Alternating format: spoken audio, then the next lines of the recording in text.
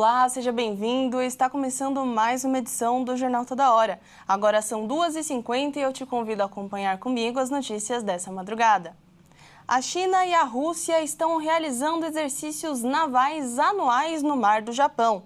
O objetivo é fortalecer a parceria entre os dois países e contrapor uma ordem mundial sob domínio dos Estados Unidos. China e Rússia realizam exercícios navais anuais no Mar do Japão.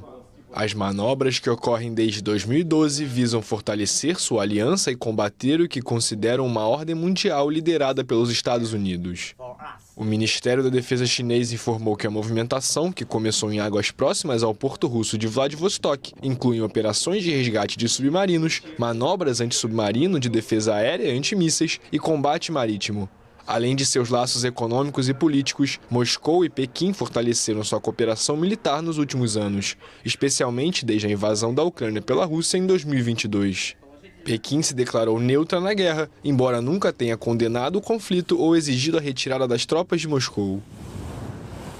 A Agência Meteorológica do Japão confirmou que o país quebrou 17 recordes de temperatura depois de enfrentar os meses de junho e julho mais quentes desde o início dos registros oficiais. O Japão enfrenta um calor histórico nos últimos meses. Segundo a Agência Meteorológica do país, foram batidos 17 recordes de temperatura em junho e julho, os 2 meses mais quentes desde o começo das medições. A temperatura na cidade de Komatsu, na região de Ishikawa, alcançou 40,3 graus Celsius.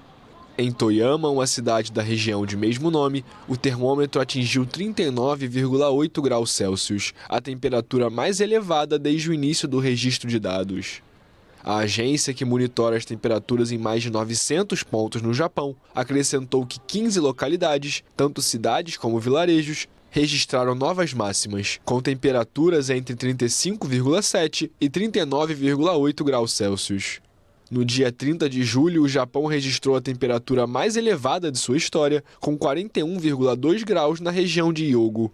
A temporada de chuvas terminou 3 semanas antes do habitual na região oeste do país asiático, outro recorde. O Japão registrou neste ano os meses de junho e julho mais quentes desde o início da compilação de dados, em 1898. Autoridades alertam para mais calor severo nos próximos meses. Os cientistas dizem que as ondas de calor estão se tornando mais intensas e frequentes em todo o mundo devido às mudanças climáticas provocadas pelo ser humano. A Coreia do Sul anunciou a remoção dos alto-falantes usados para transmitir músicas e notícias em direção à Coreia do Norte. A medida faz parte dos esforços do novo governo de Seul para reduzir as tensões com o vizinho do Norte, conhecido pelas constantes provocações. Em um gesto simbólico, a Coreia do Sul começou a remover os alto-falantes que transmitem notícias e música K-pop para o norte ao longo da fronteira. Um porta-voz do Ministério da Defesa disse que todos os dispositivos seriam desmontados até o final desta semana. Em junho, o exército sul-coreano anunciou que os dois países já haviam suspendido as transmissões de propaganda na zona desmilitarizada. O novo governo de Seul, liderado por Lee Jae-myung, tenta aliviar as tensões com o vizinho, distanciando-se da postura agressiva de seu antecessor, Yoon Suk-yeol, que levou as relações com Pyongyang ao pior nível em décadas. Lee propôs iniciar negociações sem pré-condições, mas Kim Yo-jong, a influente irmã do líder norte-coreano Kim Jong-un, chamou de erro de cálculo Seul esperar reverter tudo o que aconteceu com algumas palavras sentimentais.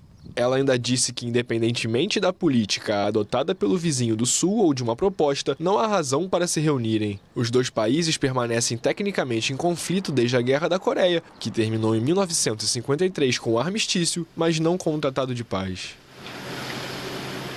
Uma doença que de repente faz o corpo se curvar. O passo fica mais lento, as mãos tremem, a fala enfraquece e a memória recente começa a falhar.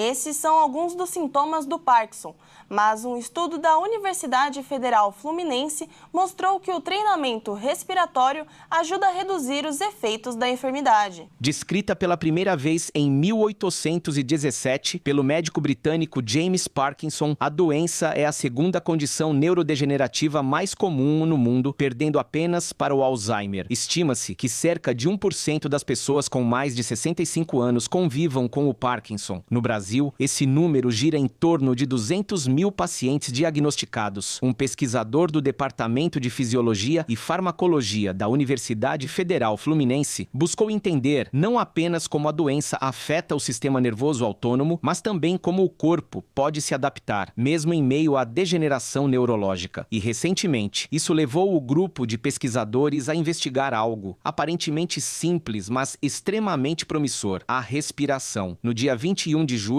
a equipe teve a satisfação de ver o seu artigo científico publicado no periódico Autonomic Neuroscience Basic and Clinical da editora Elsevier. O estudo aponta que um treinamento respiratório feito em casa pode melhorar a função autonômica cardíaca de pacientes com Parkinson. A proposta do grupo de estudo foi testar os efeitos do treinamento muscular inspiratório, que é um tipo de exercício feito com aparelhos simples que aumentam a resistência à inspiração, fortalecendo os músculos responsáveis por puxar o ar para os pulmões. Essa técnica já é usada com sucesso em diversas populações, como atletas, idosos e pessoas com doenças respiratórias. No caso do estudo da Universidade Federal Fluminense, os pesquisadores queriam saber se esse treinamento poderia melhorar o controle autonômico do coração, ou seja, a forma como o sistema nervoso regula automaticamente a frequência cardíaca e a resposta do corpo a mudanças posturais, como levantar-se de uma cadeira ou da cama. O sistema nervoso autônomo possui dois ramos principais: o simpático, que acelera o coração em situações de estresse, e o parasimpático ou vagal, que atua como freio, diminuindo a frequência cardíaca em momentos de repouso. Em pacientes com Parkinson, esse equilíbrio costuma estar comprometido, especialmente durante situações de estresse postural, como a mudança da posição sentada para a em pé, o que pode levar a tonturas, queda de pressão e até desmaios. No estudo, os pesquisadores avaliaram 8 pacientes com doença de Parkinson e 8 voluntários saudáveis em idades semelhantes. Eles passaram por 5 semanas de treinamento muscular inspiratório em casa, utilizando aparelhos simples que aumentam a resistência à inspiração. Os testes foram feitos em 2 situações: na posição sentada, que foi identificada como repouso, e durante estresse ortostático, que é uma situação em que o corpo é desafiado a manter a pressão arterial estável ao ficar em pé. Ambos os grupos, com e sem Parkinson, apresentaram melhora na força muscular inspiratória e na atividade vagal em repouso. Mas o que mais chamou a atenção da equipe foi que apenas os pacientes com Parkinson mostraram melhora na resposta do coração ao estresse ortostático após o treinamento. Isso sugere que esse tipo de treinamento pode ajudar o organismo a se adaptar melhor a mudanças posturais, o que pode reduzir sintomas como tonturas, fadiga e até quedas, tão comuns em pessoas com Parkinson.